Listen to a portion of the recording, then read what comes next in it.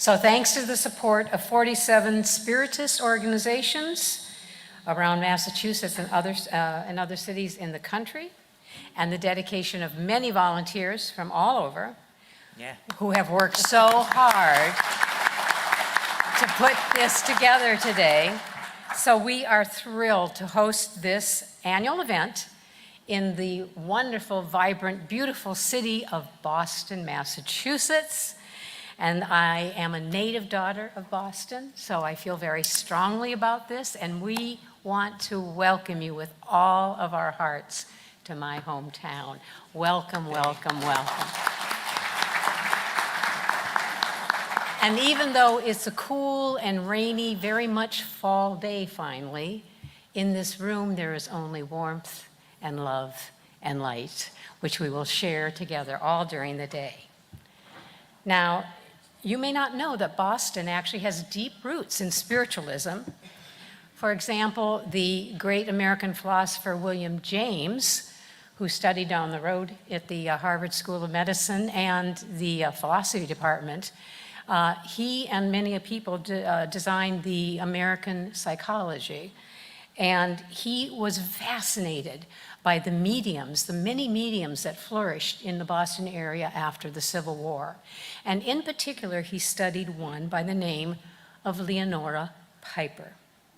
And he made a famous statement about this that you'll be familiar with. He said, "If you wish to upset the law that all crows are black, it is enough to prove one single white crow. My own white crow is Mrs. Piper, and in the trances of this medium, knowledge appears which she has never gained by ordinary waking use of her eyes or ears or wits." So right here in American psychology's beginning, we have proof of spiritualism.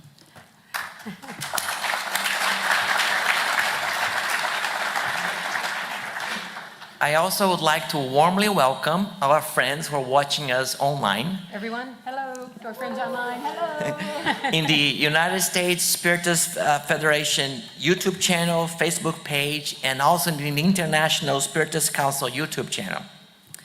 So stay tuned during the day. If you have any questions, we encourage you to submit them online. And if you here have any questions, you can write them down and give it to one of our volunteers outside, or just raise your hand and somebody's going to come in and collect your questions.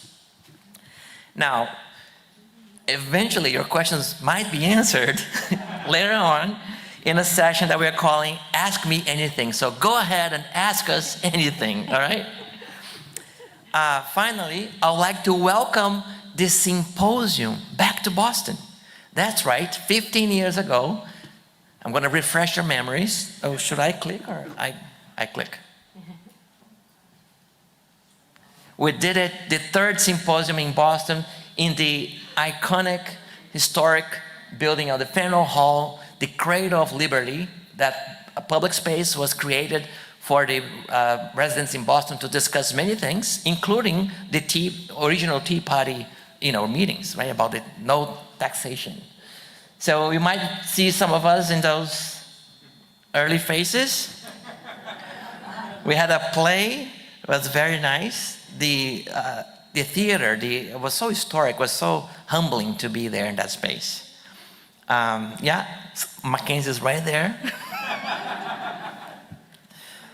We're really, really happy to have you all guys back here. The tech team.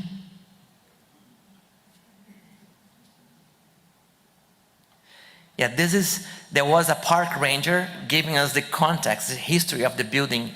Everybody was sitting there and he said, this half is older than this other half because the building was expanded at some point. So it's not too far from here, but it's about like 20 minutes walk to go to Faneuil Hall from here. It's a very beautiful place for tourism. If you stay in town for a little longer, I encourage you to visit. Oh, and this was the meeting the next day, like the morning meeting. The leadership of the United States Spiritist movement at the time. All right. So welcome back. So throughout the day today, you'll have an opportunity to mingle with many people that you see around you, including representatives from various centers in Massachusetts and, of course, other states. If you're interested in learning more about any of these centers, just or if you have questions about some of the things you see in the posters out in the lobby, or if you have a burning question, private question, you want a fraternal private conversation, just let the people at the volunteers at the welcome desk know about it, and they will help you out. So one of the highlights of this symposium is that it's designed for the whole family. So across the hall where we came in, youth and teens are engaged in a full day of activities, exploring the theme, life never ends. A quick reminder for parents. If you dropped off your children and you haven't yet filled out the required forms, please do it now. Anyone? All right. Another reminder is that the parents should pick up their children just before lunch, like when we break for lunch. That's 12:15. And then bring them back before 2 o'clock so we have enough time to resettle and prepare. I also like to remind you that if you parked here in the hotel, the people in the desk up front, they are giving out validations so that you get a discount price when you leave. And for Boston prices, you need this. Yes. Okay. So we know that many of you are very enthusiastic readers, and I see the little Spiritist reading buttons going around today. So there will be many exciting opportunities for you to get some new books during the breaks. And you have a selection of Spiritist books that are available at special deals today, gone, 25% off on the USSF labels out there. And of course, there are many other books that will be available. And today we're excited because we're announcing the release of 2 new books from Korngold, Inner Transformation and Transcendence, Life in the Hereafter. Very exciting. And she will be here to sign these books during our breaks. Yay, there she is. Okay, there's the author right there. Very good. All right, so we're about to begin our program. If you haven't already, please take this moment to silence your cell phones. Okay, good. You don't want us staring at you if it goes off, right? Or maybe you're going to ask them something, right? Oh, that way? You're going to ask anything. And what better way to start than by connecting with the high spirits through music? To help us do just that, let's welcome Group Harmony from the Amália Domingo Soler Spiritist Cultural Center. Let's give them a warm welcome. Yay!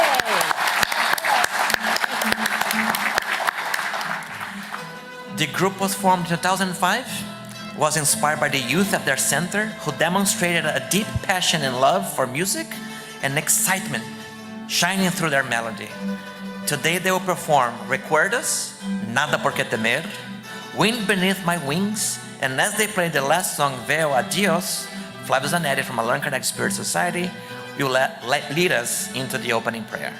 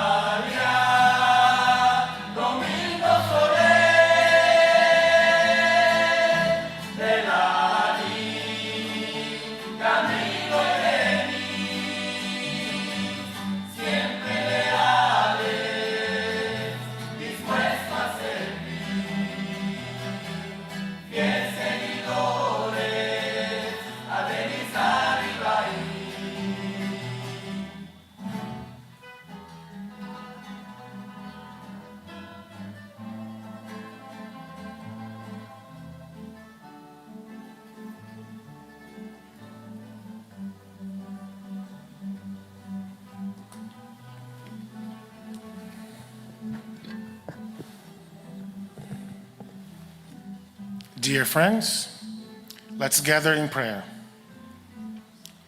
If you so feel comfortable, close your eyes. And let us all imagine the figure of our professor, of our teacher, Jesus, walking through the door and sitting right next to us. And in one thought, in one voice, let us all say, thank you, Jesus, for this amazing opportunity that we all have today. Thank you, and also for all the beloved spirits, our guardian angels, our mentors, spirit guides, that our physical eyes cannot see. We thank Him for all the blessings we're about to receive. We ask you dearly to come closer to us. Bring peace to our hearts, enlightenment to our minds, so that throughout the day we may learn a little bit about these beloved ideals that we call Spiritism.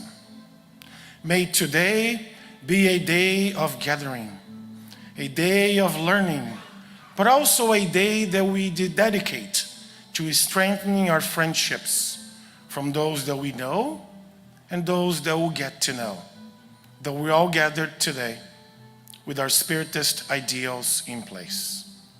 And if we could, our dear Jesus, bring this prayer to our Heavenly Father and Mother God, to thank for all the blessings we have received, but also all the obstacles, all the difficulties that make us all stronger. And once again, stay with us, embrace this amazing event that's about to start throughout the day. Amen.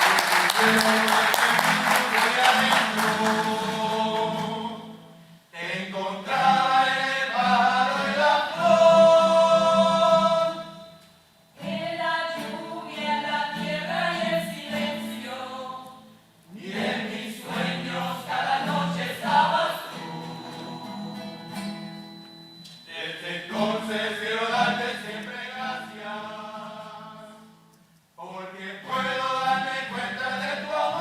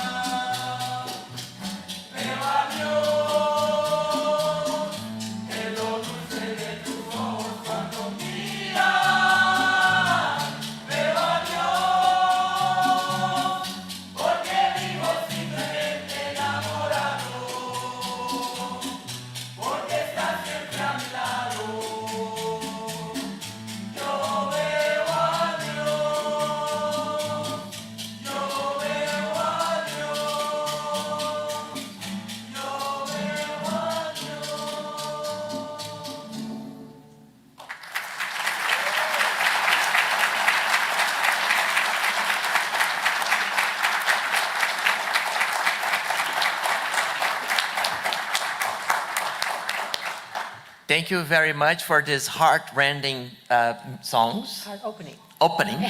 And Flavio for the prayer. The song's talking about seeing God in the most simple things in life, in the streets of our house, everywhere. So, please. Very good. Thank you again for opening up our hearts and setting the tone for us all to settle into the simple, loving opportunities that Spiritism gives us. So our theme for today is life through the lens of immortality. That's a theme for our symposium today. Now, the philosophy of Spiritism offers a profound perspective on human existence because it emphasizes the eternal nature of the soul and its continuous evolution. Spiritism combines science, philosophy, and spirituality, which is the thing that drew me as this white Irish woman to Spiritism from when I first visited Brazil. And it offers us a comprehensive understanding of life's purpose and the afterlife. So, with that in mind, we are going to welcome Humberto Schubert, who will be discussing philosophy and Spiritism from ancient times to Kardec. Now, Humberto Schubert has been a very busy guy. When we talk about his books, you'll see what we're talking about here. He is currently, not only did he wear green today to honor Boston, I just want you to notice that here, but he's an associate professor of metaphysics and modern philosophy and the co-director of the Research Center in Spirituality and Health at the Federal University of Juiz de Fora in Brazil.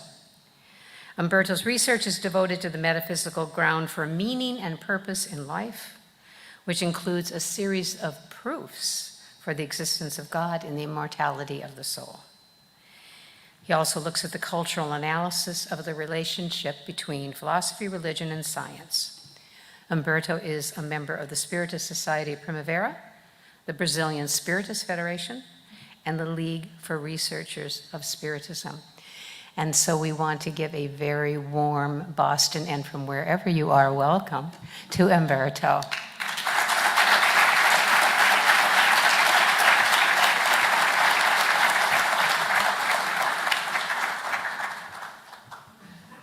Well, thank you so much. It's an honor to be here. And I would like to start my talk or presentation mentioning the importance of having this meeting in the heart of liberty, of modern liberty at least. I walked the Freedom Trail, an essential touristic activity here from Boston. And it is impressive that the Freedom Trail starts with 3 panels about freedom of industry or work, religious freedom or freedom of worship, and the essence of it, the freedom of thought. I think these panels are very representative of also Allan Kardec's mentality. Allan Kardec was very very strong defensor of freedom in all of its aspects, and also an enlightened philosopher and thinker that devoted his life to a new understanding of phenomena, basically, in a very empirical aspect, also from a very empirical approach, that he interpreted as being in the past considered mystical or esoterical or supernatural.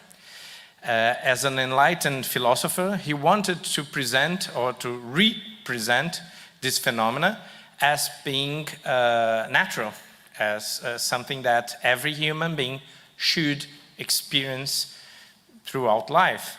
Nothing something that we should consider extraordinary or marvelous in any sense, but something that through self-discovery and self-knowledge we should identify in our own nature. Therefore, obviously, Spiritism should not be a cultural product of its time.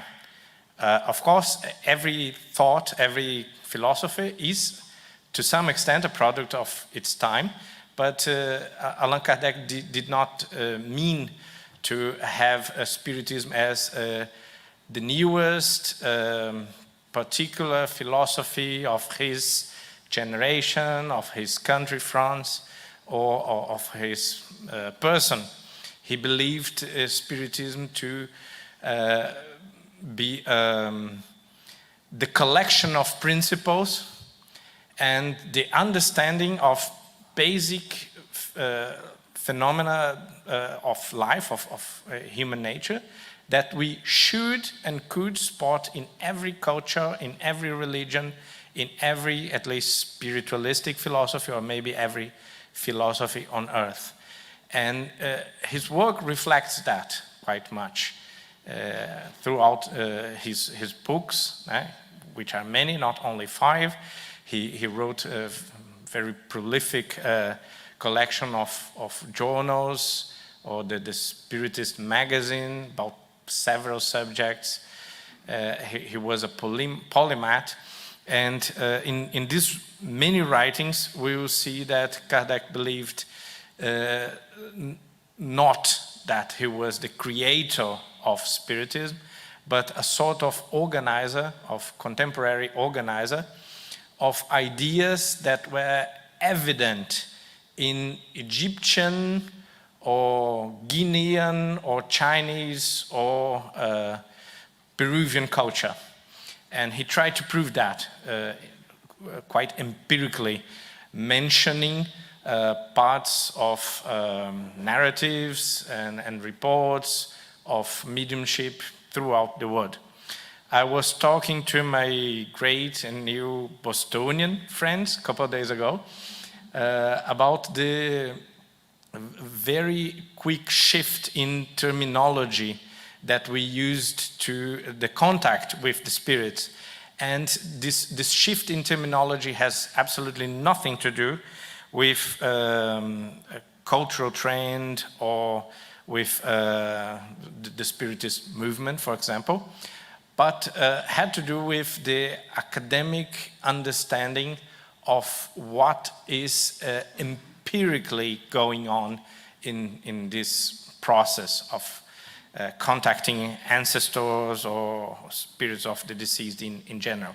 In the past, we had many different words for that, like channeling or seances or psychic abilities and so. But because of the academic research on this phenomena, a new category emerged as very powerful and universal in pretty much all countries, which is mediumship. So it is the word we used for a couple hundred years, but it is now also the word that academia universally use to refer to the contact with the deceased, with the spirits. And if you Google Spiritism, or not Spiritism, sorry, mediumship in ancient China or in early Chinese thought or Taoism, or in Vietnam or in Korea or in Nigeria or in Peru, we will see that the category is now really universalized. So that was the original purpose of Kardec. Kardec wanted that his terms, the terms and concepts he was coining, would be universally applicable, if not universally applied. Well, therefore, I believe, and I have been writing and talking about the necessity of addressing Allan Kardec's work as universal, as a part of what in philosophy we call perennial philosophy, or the tradition of a perennial philosophy. I wrote one specific book with this title, trying to present many ideas that Kardec collected under the name of Spiritism, and showing how they appear in India or in China or in Africa, everywhere. It is also important to remember that if Kardec is talking about and presenting laws of nature, they should also be perennial in the temporal sense. We should be able to spot these ideas in the ancient times, in the Middle Ages, and so on. And we can. It's not so difficult to find the notions of reincarnation, of mediumship everywhere.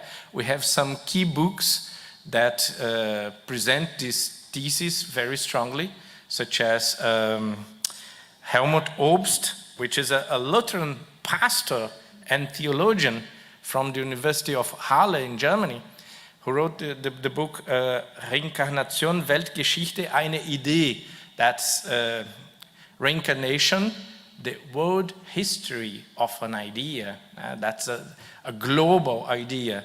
And anthropologically, not in theory, but he researched several hundreds of communities around the globe, from Argentina to Alaska, from Mongolia to Nigeria. And he came to the conclusion, which was not his original thought, he came to the conclusion that reincarnation is a universal idea. And according to him, to Helmut Obst, there is no single community on earth that doesn't present the notion of reincarnation. Obviously, it doesn't mean that everyone in all of these many communities will believe in reincarnation, but every community presents the idea, they conceive the idea, and usually without any contact with other cultures. That means that these notions are native to every culture. Okay, the essence of Spiritist philosophy is quite similar to the essence or the birth of philosophy itself, which is self-understanding, self-knowledge, self-discovery, or gnotis se auton, the famous sentence from the Delphi temple in Greece, which was massively used by Socrates. And the Spirit's books shows us or raise this question, what is the most effective method for guaranteeing self-improvement and resisting the attraction of wrongdoing? A philosopher of antiquity once said, know thyself. So instead of a dogmatic or supernatural approach to spirituality, Spiritism emphasized that we should mind our own business. we should take more care of discovering what really is going on inside us. Next. Okay. The Greek were also very concerned, they were very competent philosophers, they were very concerned with human flourishing, something that is quite a strong trend now. We have a center for human flourishing here at the University of Harvard, which is the global reference for human flourishing. And when we read the most recent empirical research on human flourishing, we see, these researchers also see, obviously, that it is quite compatible with what the Greek said about human flourishing. So if you read Cicero, for example, or Socrates, or actually Plato, or Aristotle, we will learn quite a few things about what the best empirical research nowadays is discovering, is revealing. So Aristotle, in his very famous book for his son, the Nicomachean Ethics, says that the pleasant test is to win what we love. That's obviously a bit relative because we love different things. And Aristotle says, well, the essence of happiness, therefore, or human flourishing, eudaimonia, is to know what truly deserves my love. To separate what we love by instinct or by automatism or because of cultural influence from what we should love because it is eternal and essentially good for us, for the others, for everyone. So happiness for Aristotle, which is a very wise guy, is the result of excellence, and excellence is the habit of great and diligent effort. So Aristotle is here explaining 2,300 years ago exactly what Kardec means by evolution. This diligent effort produces patterns and habits that prevent us from wrongdoings and foment or produce the good in us, the virtue in us, and these habits are what we could call in Spiritism evolution or progress. Well, of course, not everything is bright in life, and philosophers also noted that there is a lot of sadness and misery, which is the main source for the disbelief in God. Since the Greek also, many authors consider that misery or pain, suffering, and sadness could be evidence or proofs of the inexistence of gods. Because if there were good gods, supreme beings, that were morally good, we should never be sad or we should never suffer. And according to the notion of self-knowledge, we see that a lot of suffering actually comes from the way we relate to others, we relate to nature, a very contemporary problem, or the way we relate to God, like the sense of not belonging, the lack of purpose, because we don't see how we could fit in this world or in this community, how to make myself useful, what's my purpose in life, my particular individual purpose. So not loving anything because you don't see worth in things, you don't see the divine fullness in things or in people or in specific groups of people. So you have a partial love, a partial contact with reality, excluding something based on prejudice, for example.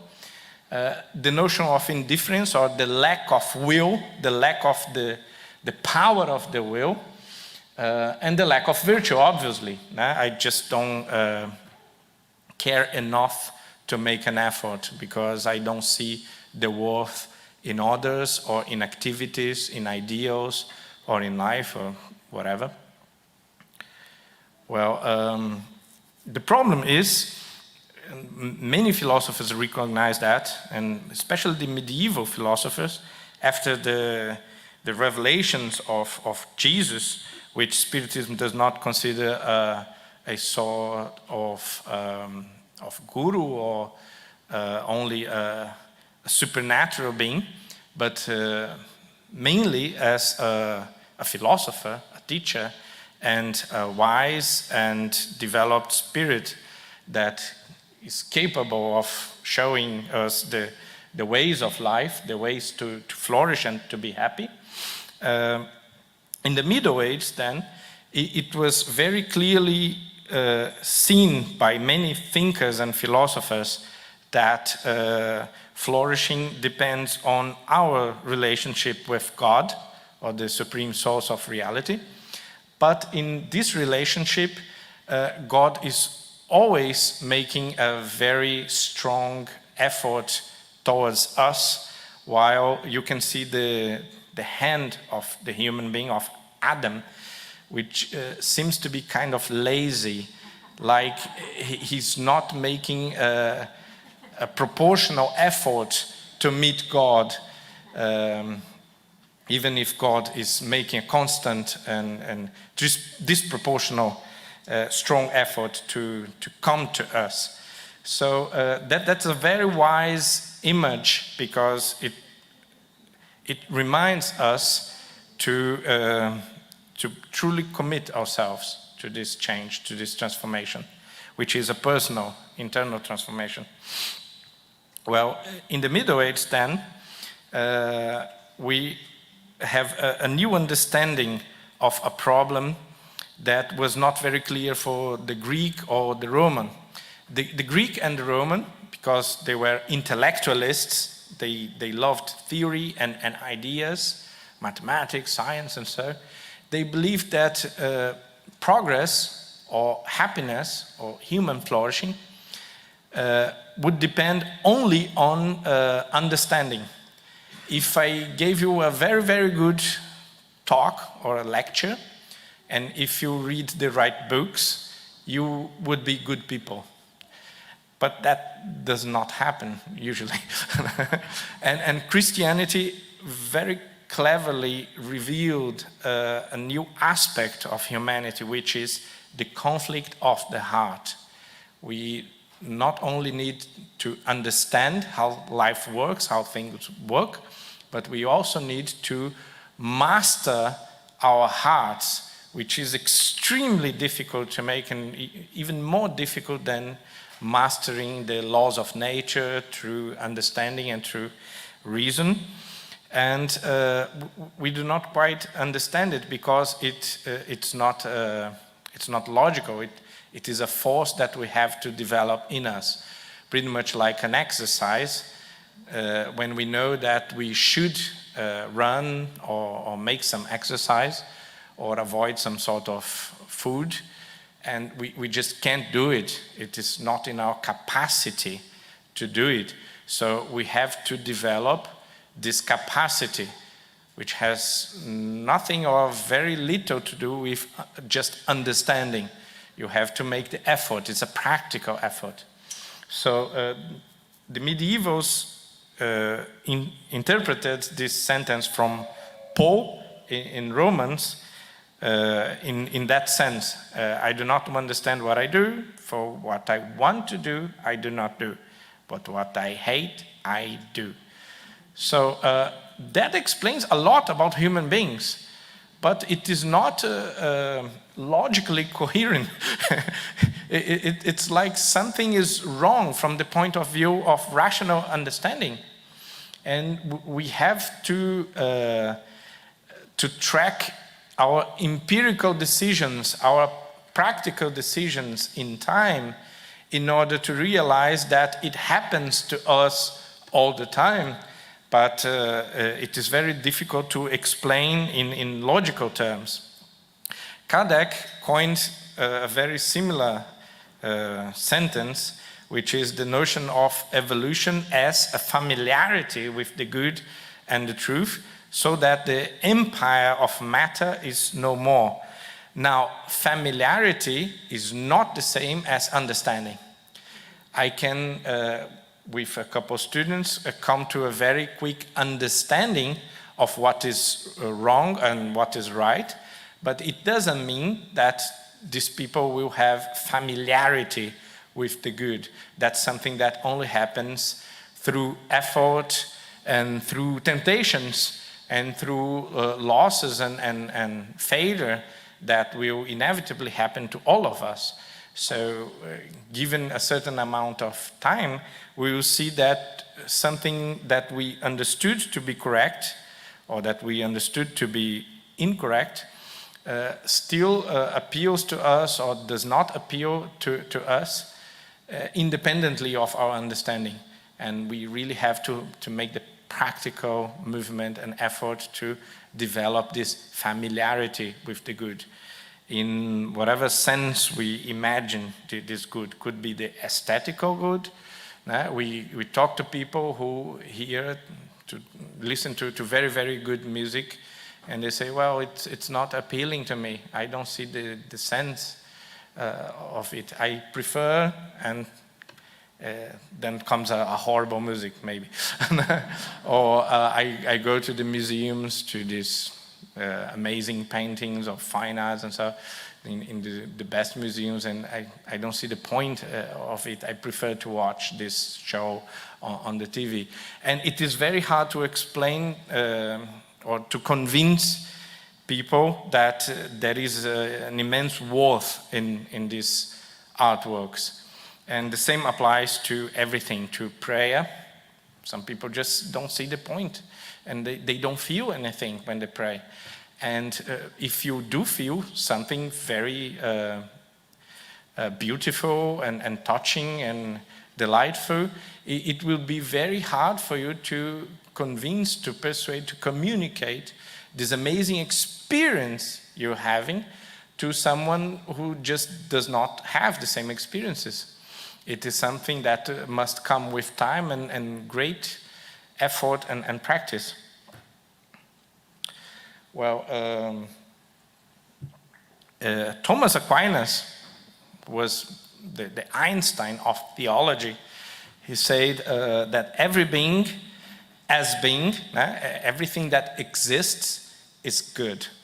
That sounds very exaggerated, maybe, because we do know some people and even some things that do not seem to be so good.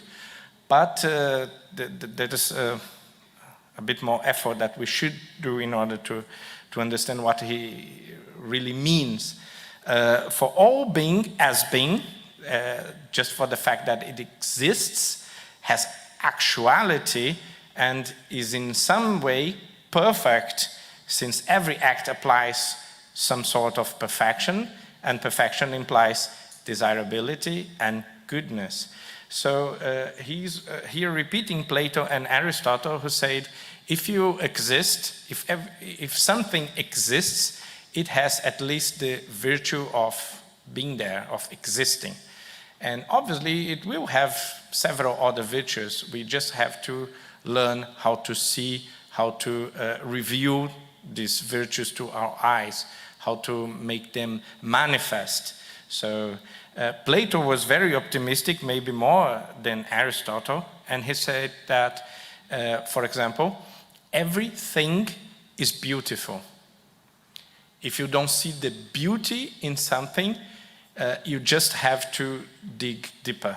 So at some point, you will see the divine light in that object, in that person, in that act, just because it exists. It is a manifestation of the supreme good. Sounds very idealistic and optimistic, but it's really in harmony with a very idealistic and romantic thinker that we know, Allan Kardec. And in another sentence, Thomas Aquinas said, no being can be spoken of as evil. That's even stronger than the former sentence. But only so far as it lacks being. So you're only evil in the sense that you lack some virtue, that you lack some property, that you lack some capacity. When I say you're not smart or that you're not intelligent, I'm not saying that you are something, but that you're not intelligent, that you lack a capacity, a power, or a strength. If I say you're weak, I'm not saying something objective about you. I'm saying that you lack strength, you lack power, you lack energy, or something that I identify as force and capacity. So, because he lacks some virtue, and an eye is said to be evil because it lacks the power to see well. So that's very revealing, but also very optimistic, because Aquinas is here saying that we should correct our lens, our vision, our understanding, in order to see a new world, a world of light, a world of delight, and a world of marvel.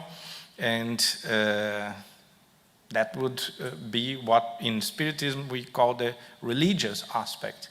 The aspect that is a consequence of philosophy, a consequence of the empirical investigation or the scientific investigation of spiritual phenomena, we call usually mediumship. And this consequence, the religious aspect, would be the glorification or the adoration of all things, just because they are full of virtue, they are full of good. If we are not in this point, progress is somewhere in the middle of the way. Well, happiness then for the medievals, and I'm here quoting a very extraordinary person, St. Louis philosophy and theology professor, Eleanor Stump, which I consider one of the most intelligent and wise persons on earth. She, interpreting Thomas Aquinas, she says that happiness is a sort of longing for afterlife. In reference to the book of Job, and why God allows suffering in general, Aquinas stressed that human beings are lazy to cultivate virtues and eager to embrace vices. So God applies suffering medicinally, I guess. So that's an attempt to explain why suffering exists, why so much pain, why so much sadness in the world. Why we have, in some experiences, the impression or we are convinced that these existences are not worth, and that they are so full of suffering that they should be eliminated, or that they should not be conceived at all, should not be created in the theological sense.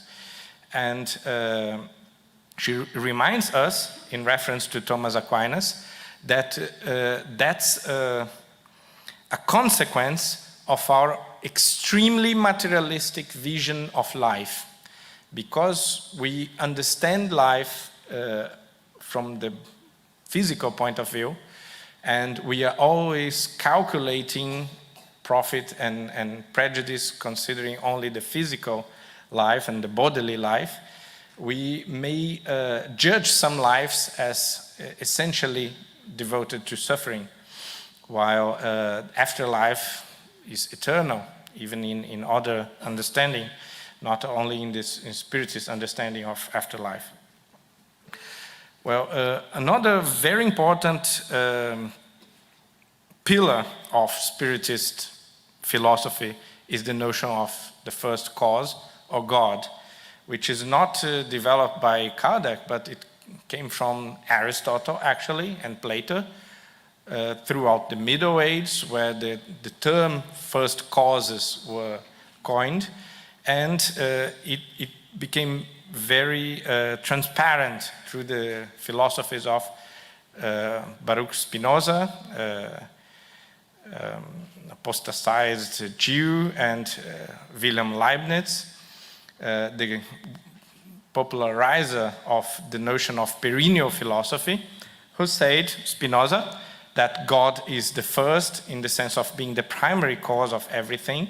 So nothing is really understandable unless it is tracked or rooted to the first causes.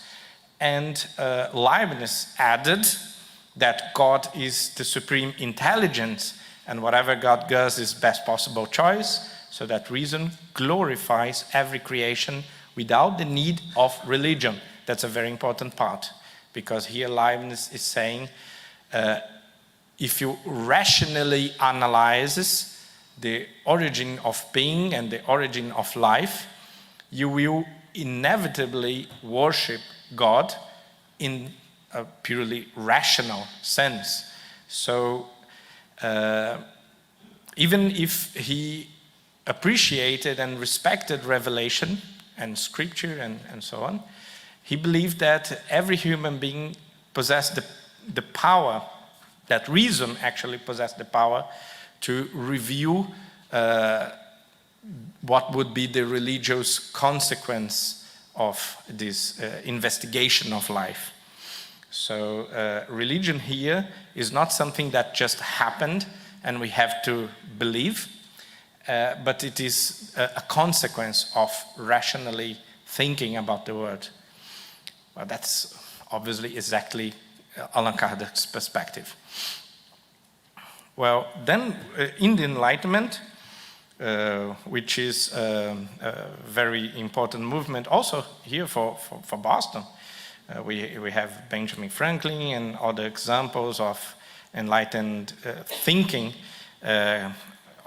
obviously applied to this context, to the political and social context of Americas, but in Europe it was very pretty much directed to the investigation of nature and the support, the philosophical support to sciences, and also to the scrutiny of religion, to a new evaluation of religion and what religion could have to offer to every human being independently of culture.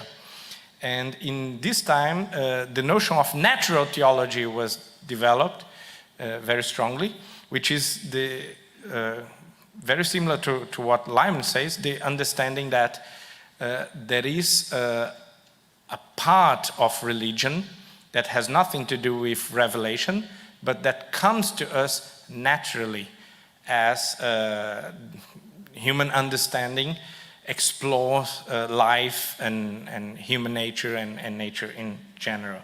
That's a picture of Immanuel Kant, an author that I suspect Allan Kardec read frequently maybe, because many terms and concepts that we see in Kardec's works, they are also a bit before in Kant's works.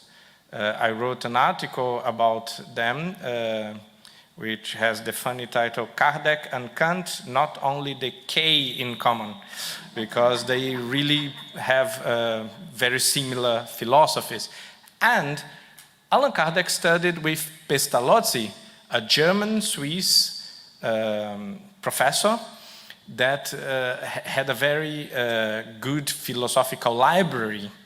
So we know that Pestalozzi read Immanuel Kant with great appreciation, and it is extremely unlikely that Kardec wasn't influenced by that. Also, we know that Kardec was very perfectly fluent in German, because he translated a massive work from French to German. By experience, I know it's not so difficult to translate a foreign language to your mother language, but to do the opposite is quite hard. It's much harder.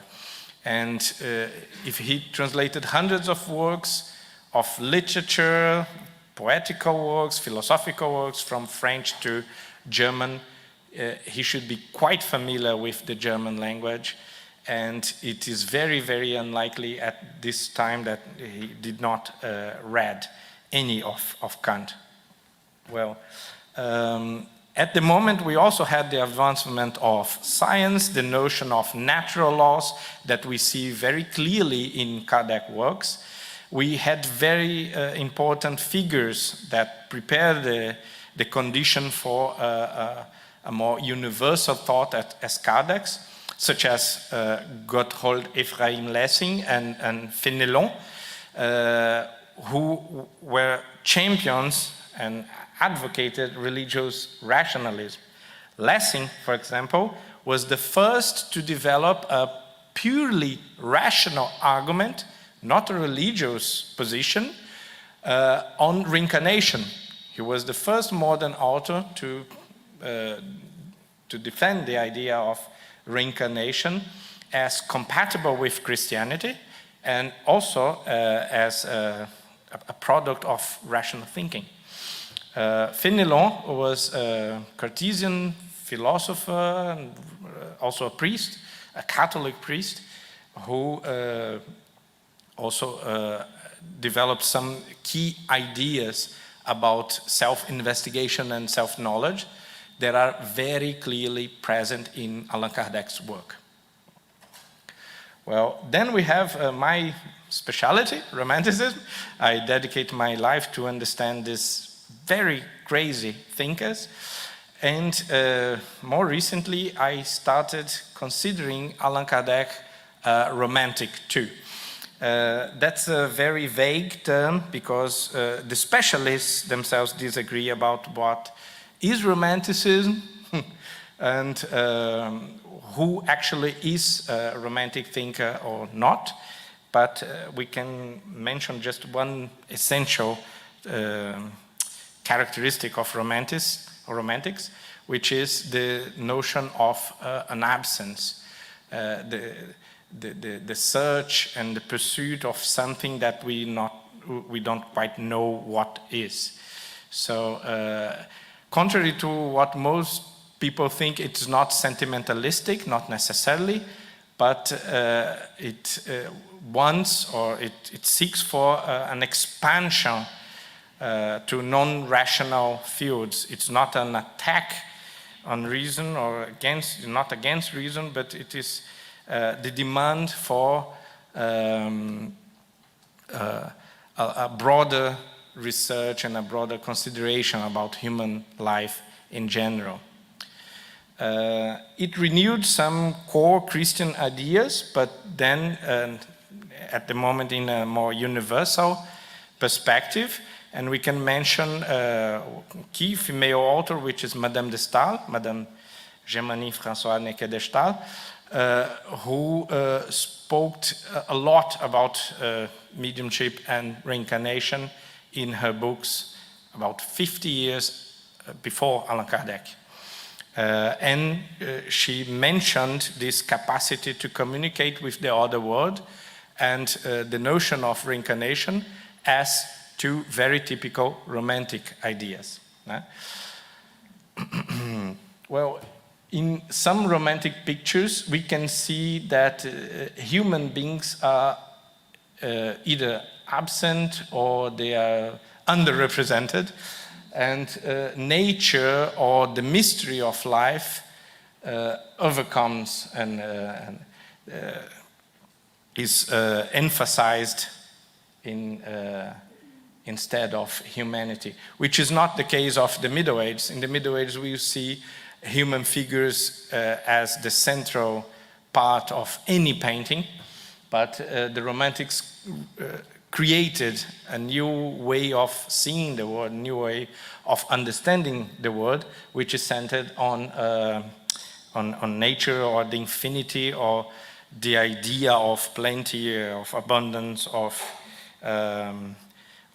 life surpassing or not being contained in human reason or human understanding. That helped many thinkers, also several artists, to think about the occult, about the mysteries, the unsolved mysteries of life. And we see very typically in Fuseli paintings, the notion of ghosts or spirits or entities from nature also that come in dreams and in alternate states of conscience that we do not identify as wake or typical states of conscience. Well, then we have French spiritualism. Also, for Kardec readers, you should identify all these names in Kardec books. Now, we have Félicité de Lamennais with this very important essay on the indifference in matters of religion. It was written about 210, 220 years ago. And he said, well, our generation is the worst generation ever because people do not believe in anything these days. And people just mind their business, their own business, and their material lives, and they have no ideals, no passion, no true deep sentiment. Well, Chateaubriand wrote the Génie du Christianisme, which is also very, very important book, which universalized the notion of Christian principles and helped changing the current mentality of Christianity from a religion to maybe a universal philosophy. And then in the Anglo-Saxon culture, not only here, but also in Britain, we had Dr. Elliotson in the University College of London, who was working with magnetism, and he was a materialist, and he believed that magnetism would be a normal, natural force that would come from the body. And he had some collaborators, such as William Wood and others, more from the humanities, who conceived the possibility that these new forces could be exactly the same that we see in myths and religious literature, such as the Bible, but not only the Bible, because if they are universal principles and patterns, we should spot them elsewhere too. Isaac Post, very important American, created the term medium, and it seems to be Emerson who created the term Spiritism. That's interesting because we usually say or believe that these are Allan Kardec terms. They are local. Well, then we come finally to Kardec, the thinker. Kardec's philosophy is pretty much a synthesis of what I just said before. So he has God as the fulcrum of all his thoughts, and we can see that in the very good and clear introductions that Kardec writes for his books, like the Book of Spirits, but also the Genesis. And Kardec dedicates the introductions and the first chapters of his books to God, understanding, and he says that frequently, that without an expanded notion of God, without a more philosophical notion of God, without a more universalist and less cultural, less dependent or anthropomorphical notion of God, we cannot make sense of this phenomena that we are now calling mediumship, or the other principles that make Spiritism philosophy.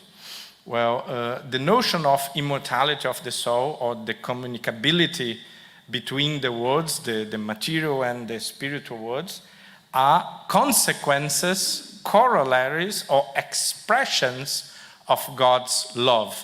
Because God loves universally and does not restrict his teachings to a specific group, to a social, cultural group, these notions necessarily have to be spread throughout the world. Also the notion of reincarnation and the notion that the moral laws are universal. We could make a trans-cultural analysis of these moral laws, and we will find them everywhere. instead of the anthropological, cultural notion that moral law is a product of one or other specific group. The notion that science is also a reflection of this possibility of a common and universal understanding of reality, of nature. The notion that mediumship is a super Wi-Fi or a universal capacity to connect everyone to everyone, making or realizing in practice the universal solidarity between souls. So no soul is separated from all creation. Everyone is connected. We can always connect and have empathy and have compassion and also interact with anyone that exists. Well, this is a brief summary of Spiritist philosophy, as you may have noticed, an attempt to show that Allan Kardec was a true universalist, and I would be very glad to receive questions and to talk more about the texts. Remembering I am a writer, I'm not a speaker, so I believe to be fairly competent in writing, but not so much in speaking. So because of that, I thank you for your patience.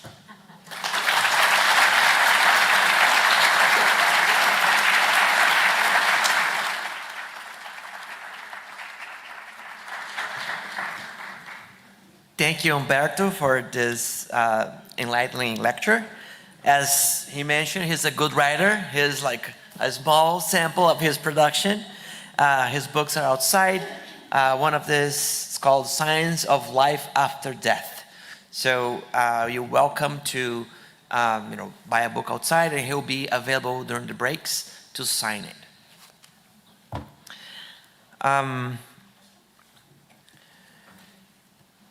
Spiritism explores how concepts such as reincarnation, the immortal self, and free will shape our spiritual growth and ethical decisions. It encourages a deep connection with our higher selves, fostering resilience, compassion, and a greater sense of purpose in the face of life challenges and opportunities for personal evolution. That said, it is time now to start our first panel of the day, focusing on a new philosophy: reincarnation, immortal self, and free will. As the moderator of this panel, I would like to introduce Marcia Trajano.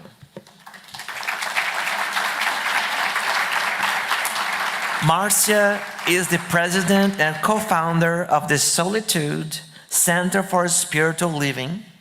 She helped establish the Christian Spiritist community of Atlanta, and she served on the board of the United States Spiritist Federation. Professionally, Marcia works in the healthcare industry. Thank you.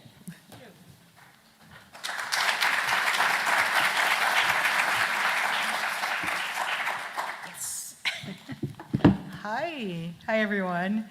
It is so good to be here. I have to cheat, two cheating mechanisms. One of them is my friend Jusada. Oh, when you have a chance.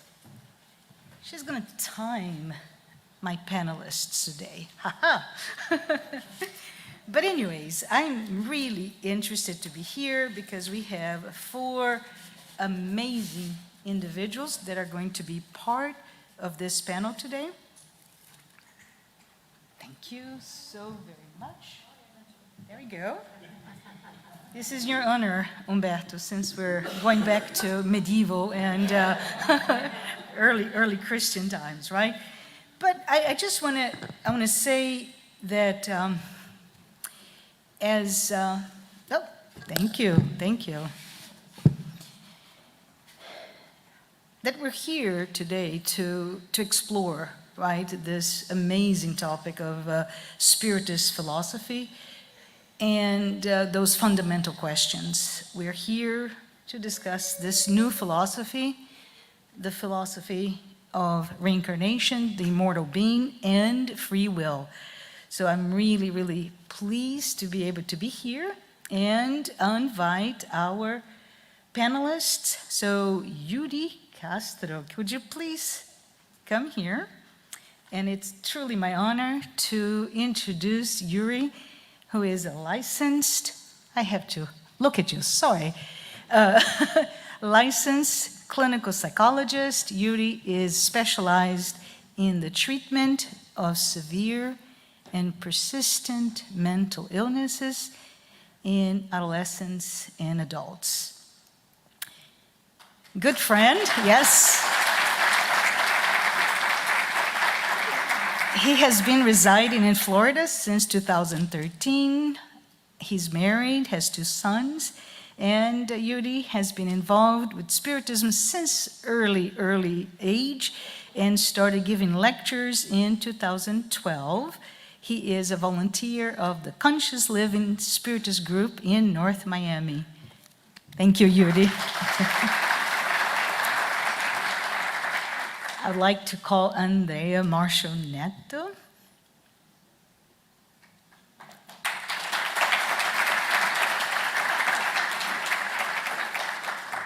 Another good friend, and Andreia is the director at the Conscious Living Spiritist group. She is the secretary of the board of the Spiritist Federation of Florida. She is the managing director of Leal Publisher, an affiliated branch of Leal Livraria in Brazil, in the translation and dissemination of Divaldo Franco's Spiritist books. And she is also the managing director for FEB Publisher, an affiliated branch of the Brazilian Spiritist Federation, publisher in the dissemination of Spiritist title. Andreia, thank you for all that you do.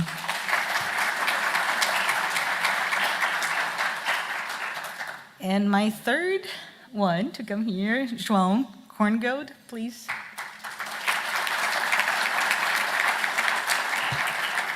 And João Korngold is one of the founders and directors of the Spiritist Group of New York and the Spiritist Alliance for Books. He began studying Spiritism more than 30 years ago and has been one of the directors of the mediumship meeting at SGNY for the past 20 years.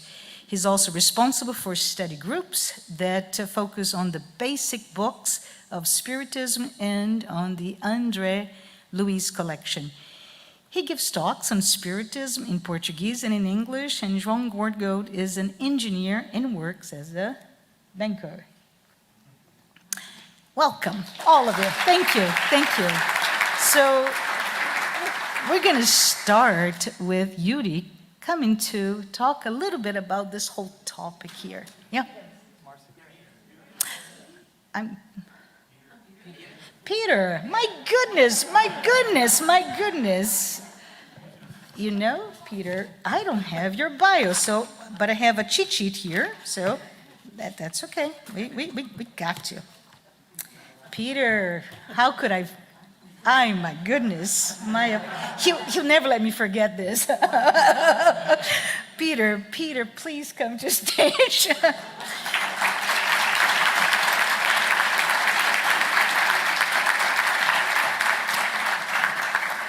Peter, from the Spiritist group, I'm so embarrassed, Love and Light in New Jersey. Peter currently is the outreach director of the United States Spiritist Federation. He's an active participant in the Tri-State Spiritist Federation and has published several children's books.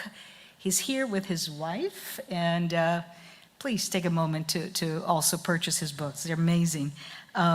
Betty Rosen, who's here with him, and they write their books and they publish through their company Sem Fronteiras Press and with other publishers in Brazil, Colombia, and the US. Oh, what an honor to be here with you. So we'll go ahead again.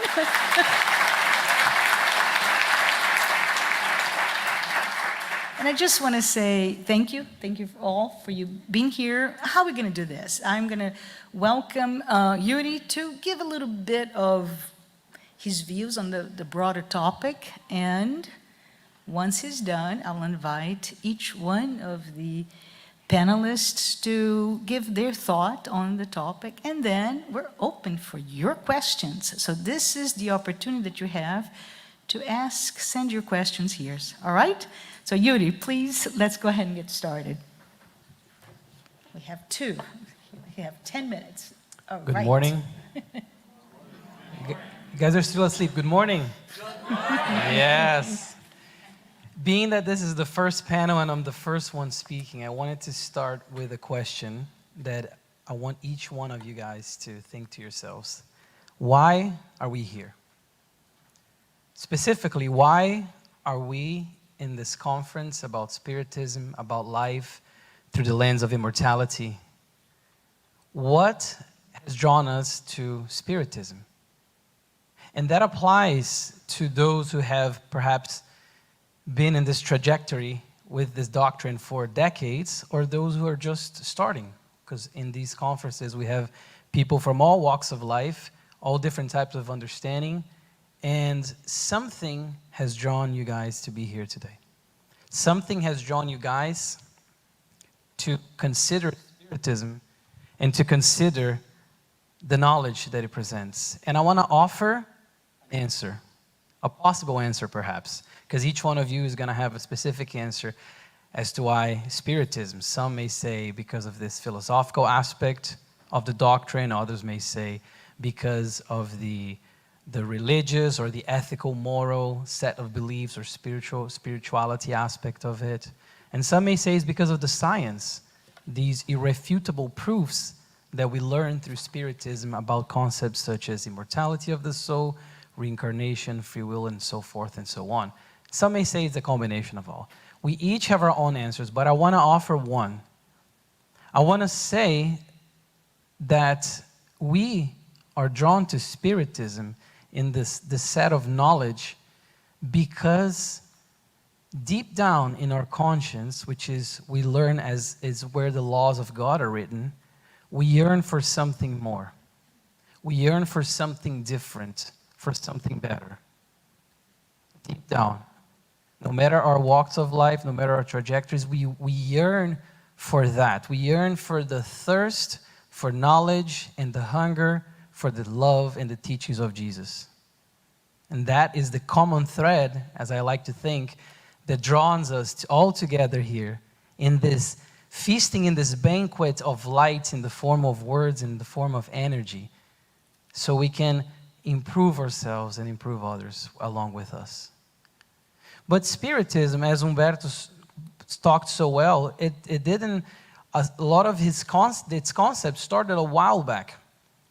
And given the philosophical underpinning of today's conference, philosophy of Spiritism, I wanted to bring attention to two giants of the field of philosophy that we find in the Gospel according to Spiritism in the introduction. Socrates and Plato. So Kardec is going to tell us that, again, Spiritism and the vestiges that we have for the concepts can be found all the way back, as Humberto so well presented before. But long before Spiritism, in the middle of the 1800s, became something, Plato, Socrates, they were talking about man as being an incarnate soul. And we find this in the introduction of the Gospel according to Spiritism. Man being an incarnate soul, being this essence that is incarnated, that assumes this material form temporarily, but it's something much greater than that. Something much greater. They even go on to say how when man look or contemplates, that's the word they use, its divine essence, he directs himself to that which is pure, immortal, and eternal. Look at that. Pure, immortal, and eternal, which are still concepts that we're trying to grasp, that we're trying to understand, but already tells us that this type of knowledge has been being passed on generations through generations. And this is what connects us to God, pure, immortal, and eternal, because we are all created simple and ignorant as spirits, but we are of this essence of God, of this essence of love. And again, with the philosophical aspect of this conference, it's important for us to have these things in mind. And Spiritism is touted as this consoler promised by Jesus Christ, the consoler. But what does it console? It comes to help alleviate pains that we have endured for far too long, for far too often, throughout our multiple reincarnations, throughout this trajectory of the immortal soul. It is also said to be the third revelation, Spiritism, the third revelation. But what does it reveal? Because for it to be a revelation, it has to reveal something that is there. What is that something? That something is the essence that has been with us in our collective minds for so long, and we have been basically recycling some of its ideas in a way that we can now understand. The new era that Kardec talks about, the new era of Spiritism and of this knowledge, is nothing but a new understanding of concepts that have been talked to us and taught to us for millennia, for a long time. So the idea of the third revelation. Let's switch with Andreia, if you don't mind. Thank you, Andreia. Let's try this one. Oh. Yes, much better. So the idea of it being this third revelation. I think it's you, Yuri. I'm gonna have to speak loud. So the idea, I'm gonna continue talking. Can you guys all hear me? Get real close to your mouth, if you don't mind. Right here. Yes. Okay, let's try this way. All right. So the idea of No? no. No?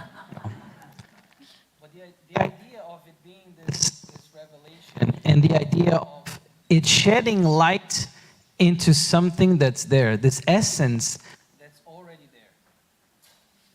And then This works. sorry about that, guys. Can you hear me now? This idea that something that is already there, something that is immortal, all this knowledge that has been passed on for so long. And Kardec says that it sheds light into the mysteries of the past, but also opens the door or the doors to the future, to an understanding that gives us clarity in our minds and bring peace to our hearts, our aching hearts, our hearts that yearn for something, like I said, something else, something more, something better and something different. And this notion of the doors, of opening these doors, is something that Kardec talks about in the Gospel according to Spiritism in the introduction again, when he talks about Spiritism bringing and being this indispensable key. That's the terminology he uses. This indispensable key that will help us become enlightened so we can learn the knowledge once and for all, or in a way that we can also apply it. Because it's about internalizing the knowledge and also externalizing that knowledge through our actions, through our modified behaviors. So it's not dead knowledge. D-E-A-D, dead knowledge. It's externalizing that. And the key, and again, Kardec talks about how no spirit claims to have all the truth, that the ones that communicated, because not everybody or not every spirit has reached a level of maturity to be able to know all the mysteries. And so are we. We are much like that. We have now received, over almost 200 years ago, this new compilation of knowledge, this new way of looking at things that is actually a way that we can now understand, because for far too long, the message of our sublime friend who graced us with his presence 2,000 years ago has been misunderstood. For far too long, his teachings have led, people have wielded his teachings in a wrong way and have done awful things. But now we have this new outlook on the knowledge. And that is what Kardec is telling us, of having this understanding. If we bring the picture that Humberto showed about with the mountains, we can even think of an analogy with that the further we climb that mountain, the more we can see further ahead. Whereas if we're down at the base, still beginning that climb, we're not gonna have the capacity to look and be able to seek through. So the idea of Spiritism then, with the immortality of the soul, of the reincarnation, this process that through which we progress and we advance, because that is the purpose of reincarnation, and the free will, which is the instrument that we have acquired, we have inherited through our progress, that we use to be the authors of our own destiny and our own work. And with that, I'm going to pass the word to my friends to talk more about those three aspects. Thank you very much.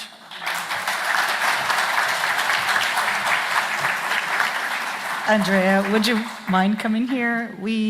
Until we resolve the microphone, everybody's going to be here. Stay here with me, you know. Good morning, everyone. Good morning. Please allow me, first and foremost, before I dive into the aspect of immortality, to dedicate my effort here to a young man named Gustavo, who discarnated at a very young age, but because of this was able to lead his family into a very special path of discovery of immortality in light of Spiritism.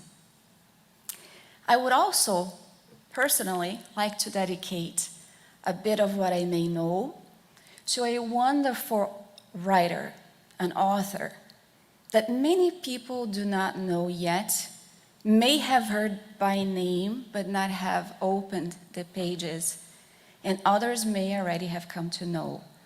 Sueli Caldas Schubert, whose grandson is Humberto and is here with us today.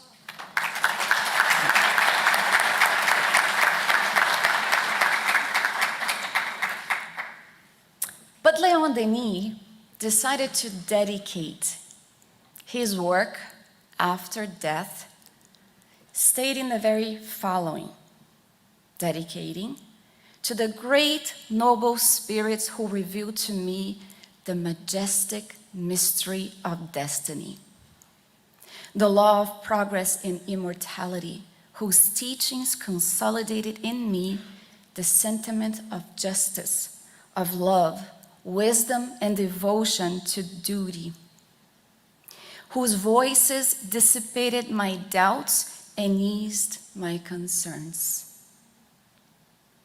To the kind souls who have upheld me in my struggles, consoled me in my trials, and lifted my mind to the luminous heights where truth resides, I dedicate these pages.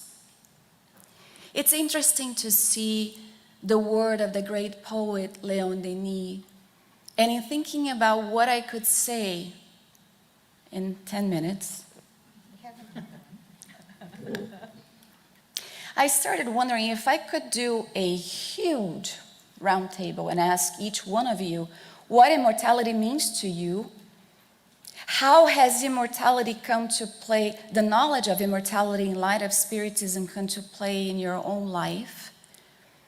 Would hear diverse stories, comments, thoughts, opinions, but in the end we would all come to the conclusion that having knowledge about the immortality of the soul entails, first and foremost, the idea of divinity. God created us simple and unaware in order to progress. through the many comings and goings, reincarnation, because of our immortality, giving us this idea that is very empowering in a way, because although we understand that we are immortals, reincarnation is presented to us, and I'm not going to talk a lot about it, but it's presented to us, and we make the most of it. We make the most of it. And then many will say the consoling aspect. You might even start remembering how you may have become in contact from a very deep sentimental way onto the notion of immortality. When, for example, at the age of 5.5, I met my grandfather, who was Scottish, by the way, Irish, Scottish. And I remember that I did not speak English. And I was so afraid because I had just been adopted and I had these adults in my life, and you know, it's scary for a child, you know, new people that you have to call mom and dad. But he traveled to Brazil because he lived in New York at that time, before he went to Florida. And I looked at him, he had the bluest eyes, and he looked at me. I'm not allowed to cry, but I do, because I remember the moment I felt at home. I felt connected. And so immortality also shows us that through the lives that we are in touch with, this connectedness that in reality starts with our Father who created us all, destined to the very same place, achieving it, the progress, achieving it through our immortality. Allan Kardec has an amazing long comment on question 149 of the Spirit's book, in which he starts addressing the fact that human beings instinctively, we hold the notion, the idea, the knowledge, the conviction that things do not end when our physical body perishes. And like Humberto talked about in his talk, the ideas might be diverse in many ways regarding the things that Spiritism brings us about spirituality. But Allan Kardec is going to say, in vain, they may rebel against the idea that there is nothing when we die. Because very often, when the time is approaching of death, one may wonder, what is going to happen to me? Heck, if we wonder that, and we are spiritists and we have the notion of immortality, imagine those that don't really even believe in anything. And so, Emmanuel, in the book, yep, I forgot the book. Yeah, Emmanuel. Emmanuel, the spirit author who wrote through Chico Xavier, he wrote the following. He said, "Remember immortality, our divine inheritance." That's our divine inheritance. Often when we talk to people in the fraternal assistance at the Spiritist Center, one of the things that we try to do is give them this faith, this hope, this clarity that we are children of God. That there is nothing greater than simply being those who will inherit the earth. Those who will inherit the universe, if we want to speak that way. He's our Father. But then he says, the immortality is our divine inheritance. And he reminds us, wherever you go, conduct your soul as a precious source of comprehension and service. Wherever you are, be generous, be optimistic, be diligent in doing the good. The flesh is only your clothing. And not only that, Allan Kardec is going to remind us that life in the physical body is that but a stepping stone towards our ever ascending journey, towards perfection, towards the life of the one that we so admire, that presented himself as being our master, guide and role model, as the benefactors answer Kardec as far as thinking about Jesus. That's our destiny. Which is why he said, you can do all that I can and much more. And at that time, we couldn't really grasp the idea of what he was talking about. How can I do so much like the Master does and so much more now? Well, rationally, one can't. We can't. But if we look for the future and we see the many comings and goings, the many experiences in the flesh, whether Bostonians, or Floridians, or Brazilians, or Canadians, or wherever it may be, white, black, Christian, Muslim, it doesn't matter. It is going to be through those many comings and goings that we will exercise all the potentialities of the soul, finding itself yet in seedlings, but able to, through the waters of the tears, the sacrifices, the work of being able to pluck away that doesn't work, that would kill a plant, whatever it may be, to eventually flourish into the beauty that we are all destined to. The end.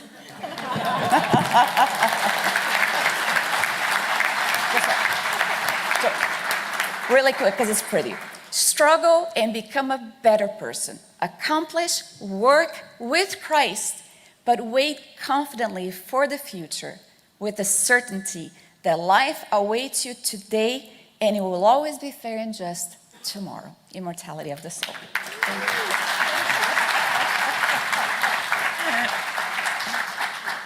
João, would you mind coming here? João will continue this discussion talking about Reincarnation. reincarnation. Thank you.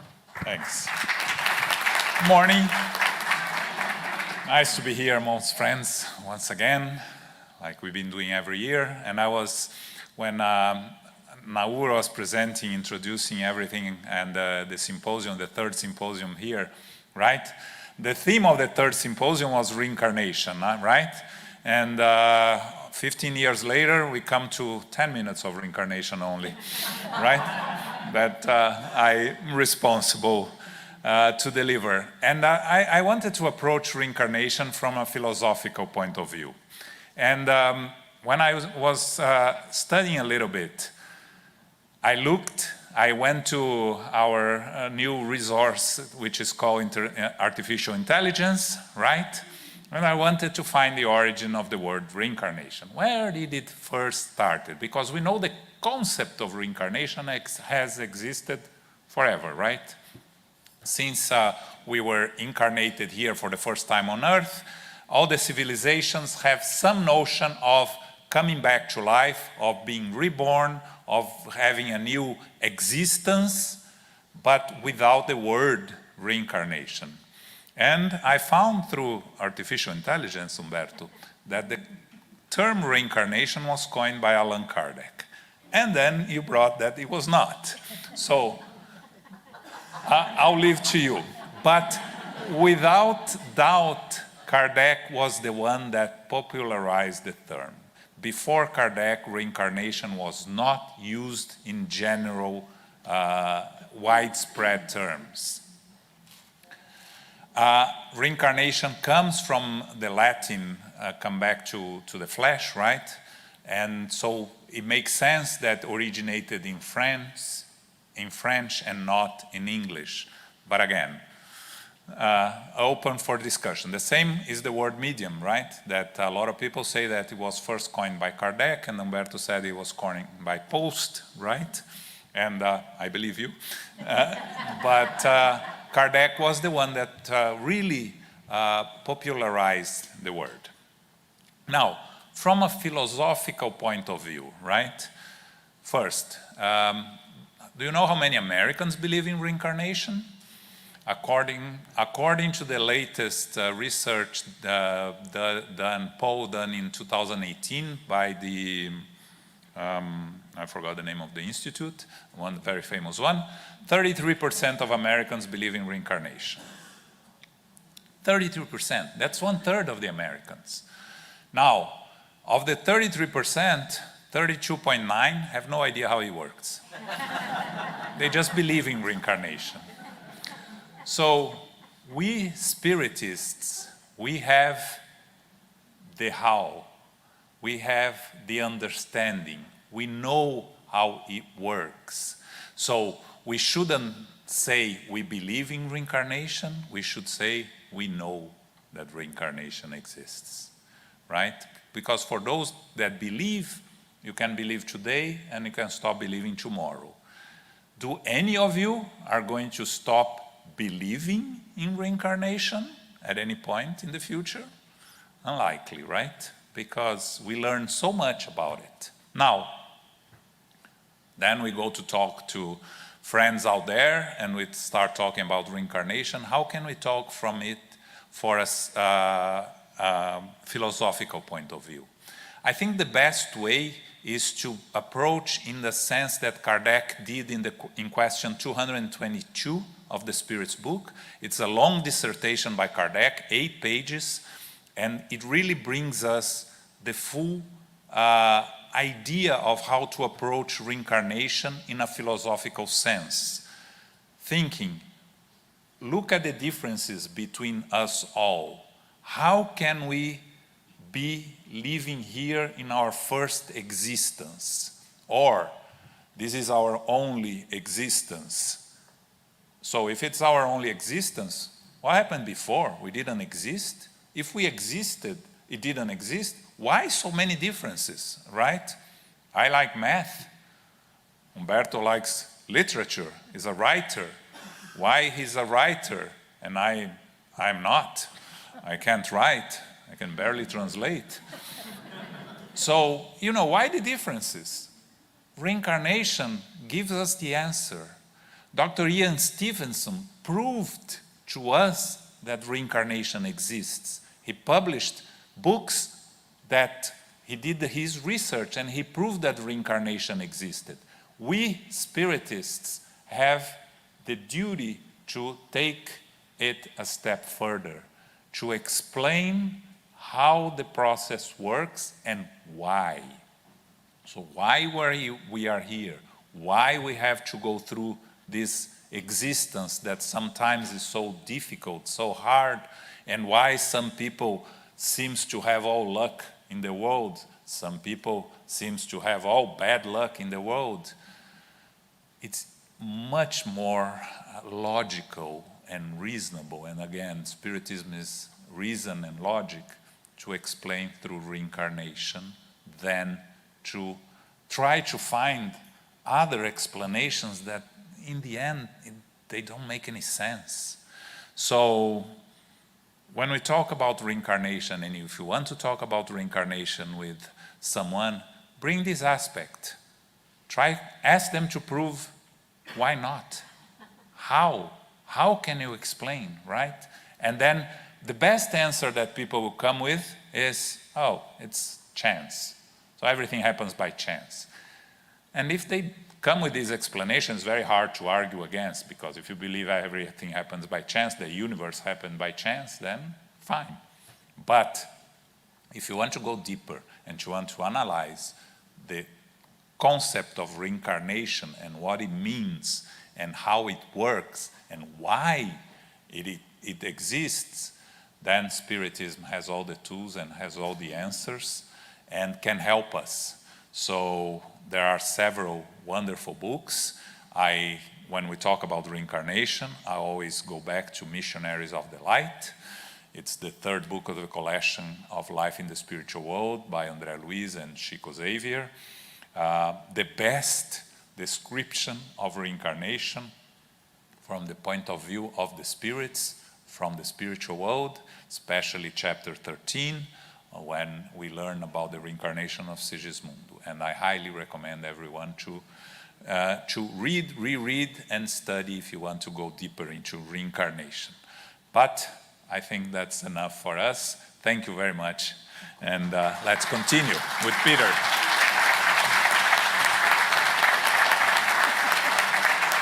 Peter, I did not forget you this time. Come on board.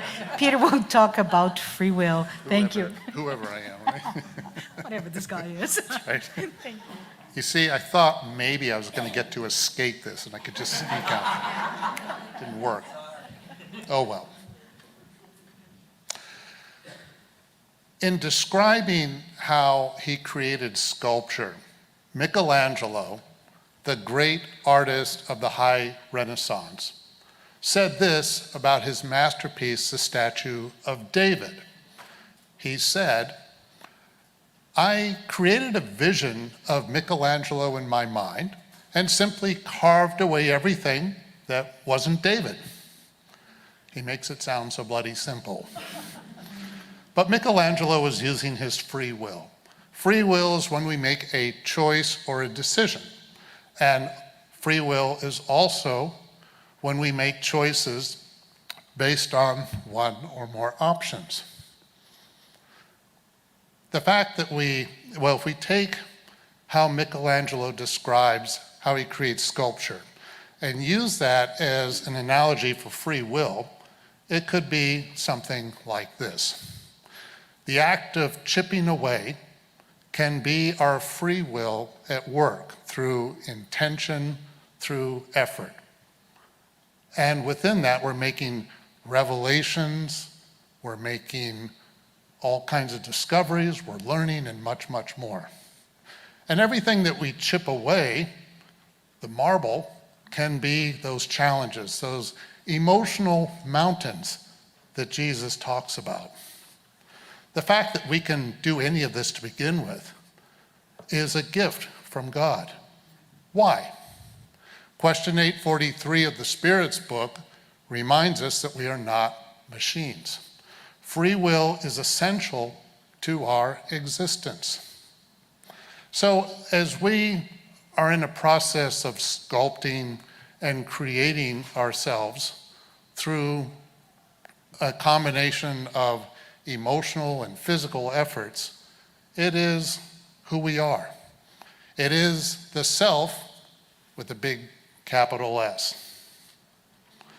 Leon Denis, in his book, The Problem of Life and Destiny, says this about free will, quote, "Humans are the architects of their liberation." Well, presumably, as architects, we need vision, but architecture is also a blueprint. It's not a fully realized result. And Leon Denis also goes on to say that in order to really achieve deeper freedom, we need to have enlightenment, education. That certainly requires effort and intent. And he also points out that we overcome our challenges by overcoming the inertia, our inner sloth, if you will, that we all have within each and every one of us. So, and then also Leon Denis ends with a very optimistic statement. He says that all material difficulties can be overcome. And in her book, Plenitude, Joanna de Angelis emphasizes as well that there's effort that is necessary to overcome our challenges. She says, no one lives effortlessly. Beyond the limits of automatic phenomena, life requires the use of the will and the focusing of our energies. Now, by automatic phenomena, she's talking about biological processes that don't have consciousness. We are certainly that. But we also, of course, do have consciousness, intent, and we also have the ability to focus our energies. And as we focus our energies, our choices become this complex mix of the conscious, the unconscious, the rational, the irrational, the mundane, the profound. And our free will is often operating within limitations of one kind or another. If we're going through major periods of expiation, how much free will do we really have? And there are times when our choices can lead to profound and significant changes as to who we are. Other choices, not so much. But it's those small choices that do play a role. So, as we think about how we conceive ourselves through, again, a combination of conscious and unconscious efforts, do we really have any idea what we are and what we're doing? Well, free will is a major engine of our existence. But at the same time, how much awareness do we have of what we're doing? Not all artists function like Michelangelo, who was able to see the finished result before he even began to carve. The great 20th century artist Pablo Picasso did not see a finished painting before he began to paint. In fact, he kind of rebelled against that idea. When Picasso was asked, "Where do your ideas come from?" Picasso said, "I don't have a clue." He said, "Ideas are starting points." He also said, to know what you're going to draw, you have to begin drawing. So was Picasso using his free will? Absolutely, every step of the way, but he was doing it unconsciously. He thrived by being in the moment. And that's one of the great joys of creativity in art. But not just art, life in general. How often are we using both the conscious and the unconscious as we move through our lives? So, one could say that we do need intention in order to operate our free will. But sometimes we need to be unaware of what we're doing. Okay, but what about morality? Do we need consciousness and intent to develop our morality? Well, Leon Denis, in his book, The Problem of Life and Destiny, stresses that free will is essential to morality. Why? Responsibility. As we learn, we use our responsibility more and more. We take on more and more responsibility for the things that we do and the things that we don't do. So as we increase our responsibility, which develops our morality, then we could say that our choices should and must become more conscious and more deliberate as time goes on. Morality brings us closer to God, according to the earlier part of the Spirit's book, question 11, by the way. So if that's true, are we really being guided in how we use our free will? Are we being nudged along? Do we really have a choice in the grand scheme of things? Sure, for a while. But according to the law of progress from the Spirit's book, the answer is not really, no. And how much time do we have to develop our free will properly? I don't know if anyone can really answer that question. But since life through the lens of immortality is the theme of this symposium, I'm going to wrap up by trying to add this to the theme. Without immortality, our free will is rather limited. In fact, I'll go further by saying that without an immortal soul, having free will is almost meaningless. Why have such a complex, intricate gift of free will if we are barely given a chance to use it?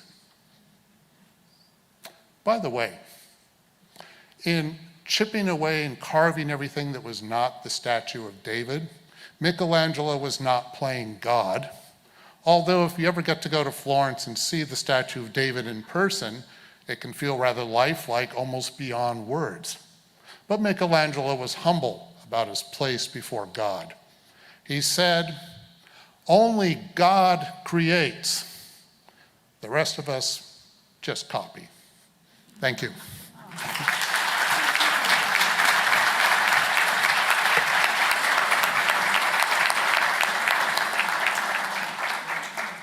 our timekeeper is stealing time, I swear to you. But anyways, I would like to invite Yuri Castro to come back and give us a little bit about how it all ties together. Would you come here? Or do you want to sit there? I don't know. Let's try the microphone. Yes. Testing. I don't know if it's on. It's on. Testing. All right. Podium it is. Thank you very much for my colleagues who presented such insightful knowledge into immortality, reincarnation, and free will. I've been given the complex task of summarizing these three concepts and how they interlock and interweave. So the idea then with the life through the lens of immortality, as Andreia spoke so well about immortality, if we think of the word lens, when we look at life through the lens of immortality, through the eyes of Spiritism and the knowledge that it brought to us, what it does, it widens our understanding. It widens our view. So these lenses act almost like the fisheye type of lens that we have nowadays with GoPro and other devices, that we can widen our view. Because if we look with the myopic view of the materialistic eye, immortality, reincarnation makes no sense. If we think that there was nothing before, there's nothing after this, everything becomes a sea of sorrow. Everything becomes pointless and unfair. But when we see life through the lens of immortality, it's like we're widening our view. And we see that there's something before, that we have something now, and there's going to be something after all of this passes. And then, how do we progress? As João talked about, bringing the Spiritist book through the process of reincarnation. And the word itself gives us the key to that. Incarnation, the act of coming into a body, a material body made of flesh. But the re in the word is the interesting piece, because if we think of the re, it's almost as doing it again. But in the same way that when we have to redo something, let's say in school or at work, that we did wrong perhaps, when we redo, we do it better. We have to do it differently. So the reincarnation then serves this purpose, as its own name already tells us, of fixing past mistakes through expiations, which is nothing but the restoration of balance that was once lost, as Joanna De Angelis says in the book Plenitude. Restoring a balance that was lost, and we expiate to restore that balance. Or, as also question 132 of the Spirit's book, when they ask about the aim of reincarnation, the trials that we embrace in order to progress, in order to shape ourselves, in order to do what Peter was talking about with the statue, where we ourselves, being this brute marble, through the reincarnation, through the free will, we can start chipping away at those pieces that do not belong to the plenitude of our spirits. And we can start to chip all of that weight, all of that impurity, all of those sediments that do not belong there. They're not going to belong there when we reach that state of plenitude. And we can start to chip those away through the process of the reincarnation, trials and expiations, and very importantly, through the use of our free will. As Peter said so eloquently, this instrument that we all possess, that we can make a difference in the present, because we cannot change the past. And there's a lot about the future we can't really control, but we can definitely control the present. We can definitely control our own actions, and how we move from now on. So with all of that, let us continue to open our minds to the knowledge that's going to be presented by the other speakers. And let us all continue to open our hearts to the sentiment of love behind those words. Thank you very much.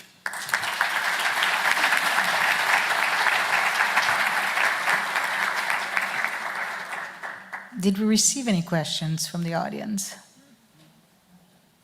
Well, I have a few minutes, so I have a few questions to ask, shall we? So I wanted to Andreia, she has the microphone, let's see if it works. But Andreia gave a beautiful clarification about immortality.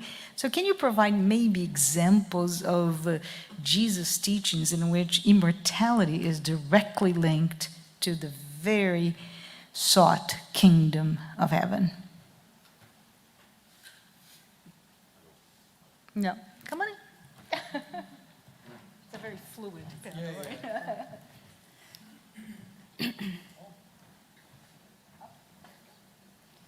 When we talk about the kingdom of heaven, automatically we see Christ, in a way, instilling the idea of immortality in the hearts of those who were there with ears to hear. It is interesting because a lot of times when we see him healing, when we see the dialogues, for example, when he would go and say, "Go and sin no more," in which he wasn't talking about the time, the present time that had brought on an illness. Much later on would we understand the aspect of the law of cause and effect and how everything that we do does cause an impression our perispirit. In joking with a youth, a teenager at our center, I said, just to make it easy to understand, who here remembers carbon paper, right? That's what I said. See, some people went like that, right? But the teenager's like, carbon paper. She had no idea. But basically, in talking about that, only 2,000 years later would we come to understand that everything that we do does cause an imprint in our perispirit and would have somewhat of an occurrence in a future life. Instilling the idea of the kingdom of heaven also gave us the notion of immortality because the kingdom of God is within you, right? Not really understanding how is it that possible? How is it? What is it? And of course, he's talking about all of the qualities, all that we are able to build through virtues and the acquiring of new virtues through successive reincarnation. And then later on, if we look at the way that he would talk to Nicodemus about being born again, he was talking about the aspect of immortality, although Nicodemus didn't really understand. Well, if you don't understand about this thing, how am I supposed to talk to you about other things that would further explain what I'm talking about, being born again? And so a lot of what we see in Christ's time was directly speaking to the immortal soul, was directly addressing the immortal soul. Some had an understanding of it, came to understand. Others, like us, perhaps we were there, we did not. And this is why the Spiritist philosophy, body of knowledge, is known as the third revelation, for it reviews things that Christ talked about in dealing with the immortality of the soul that we could not understand, and today it makes it very easy to do so. Hopefully I answered that. Yes. Yeah.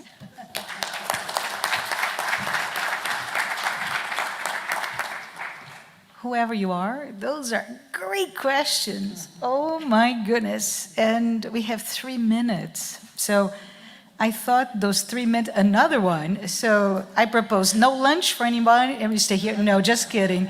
But I thought this one, I would love to have Yuri address this specifically. Yuri, the question here is, we understand that any religious practice helps to improve our mental health by giving us resilience. How do you interpret religion principles in the treatment of people with long-term mental health problems? Can you give some examples in 3 minutes?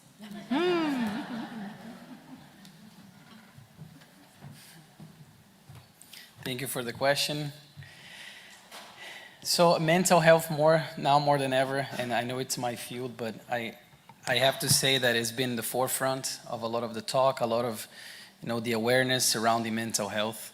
And it's not for nothing. Nowadays, the materialistic grasp is still very strong, and more we're seeing a disconnect between that which is eternal and that which is material. And we're seeing a lot of these disorders, mental health disorders, as we diagnose them through the DSM-5 TR.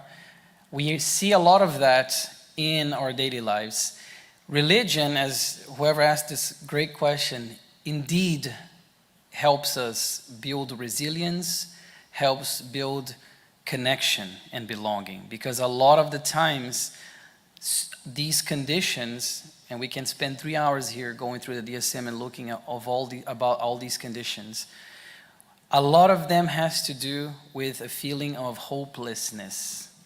And especially if we're talking about major depressive disorder, suicidal components of that disorder, hopelessness is the common thread between that and the suicidal ideation, intent, or plan. And the idea behind having religion align with mental health, and just to make a parenthesis, Joanna De Angelis brings us amazing insights into this bridge between psychology and religion. But the idea is for these religious practices or the religious belief to be intrinsic with the treatment of mental health, because again, if we look through the fisheye lens of immortality, reincarnation, and free will, we know that a lot that happens in mental health, a lot of the struggles, the symptoms are from either past lives or either from spiritual obsessors. There's way more than clinical psychology. A lot of the clinical psychology, I'm not going to say all of it, still is very limited in its own view and its own practice. So there are, to answer the question, there are a lot of practices that directly involve religiosity in the treatment of mental illness, particularly the severe and persistent mental illnesses, and they're all very important. For my personal work, I don't get to use, unfortunately, I don't get to use that very directly as I would like, but it's even then, even using it indirectly and taking the concepts and applying them in therapy and treatment of mental health conditions, we can see the results, the amazing results that this open and wide lens provide us. Thank you.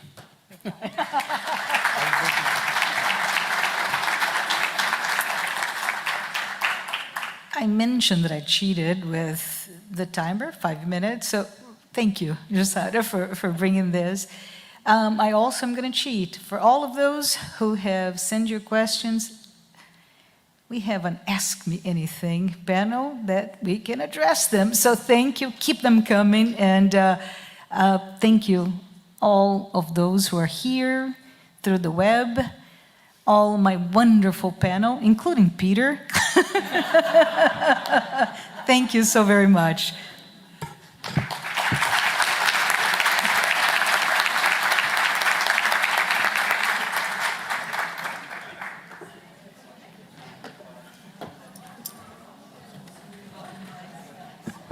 All right. What a wonderful panel. So keep those questions coming, and we'll address them later. So it's almost time for lunch. Almost sit in your seats for just a couple more minutes. Almost time for lunch. And what we want to do is remind people to pick up your children before you remember them. You've been in this other world, but pick up your children and check them back before you come back here. Return them before our next segment, which is at 2 o'clock. You're going to have plenty of time to enjoy lunch, check out the books, get your autographs from our wonderful authors here. All right? Okay. And let me point out that during our lunch, there will be slides showing up here in the auditorium with many activities promoted in the Spiritist movement in the United States. I'm just going to call out a few of them. So every Saturday morning, we have live sessions with a variety topic of, it's all free. It's at 11 a.m. every morning, every Saturday morning. And there's also total online 2 courses on Spiritism. So if you're new, you want to know more about what Spiritism is, you can do it at your own pace. Very excellent and thorough courses. And there are also, if you're more into apps and phones. There are 2 apps. One is called Be My Hope, and the other is called Level Up Spiritist, that you can download on your phone and follow our events. There's also pictures from youth events. It's very interesting if you are connected to your friends from all over the United States. And take a look at the programs offered by the Spiritist Institute. The Spiritist Institute is dedicated to promoting Spiritism for the English-speaking world. These are just a few of the highlights. Stay tuned. Great. So there's lots and lots and lots of lunch options available. Remember, you're in Boston. There's every ethnicity you want to have. Go check that out. You can, of course, Google, and there is a list out in the volunteer area, so you can pick that up and decide what nationality, what part of the world you want to travel to for lunch. Now, make sure when you come back that you remember the children. You have to get the children to their rooms and then get back here in your seats before 2 o'clock, because we start at 2 o'clock sharp with more wonderful events for the week, okay? And if you are taking your car somewhere, don't forget your validation so you can get the discounted price at the parking. Have a wonderful lunch. Yes. Yeah, we're good. See you at 2 o'clock sharp. All right, good. Great. So what's next for us? All right, here we go. Here's where we go. There you are. Okay, Well, I begin. you begin. Excellent. Okay, I'm going to get rid of these things underneath here. All right. Excellent. Good. Okay, so you want to...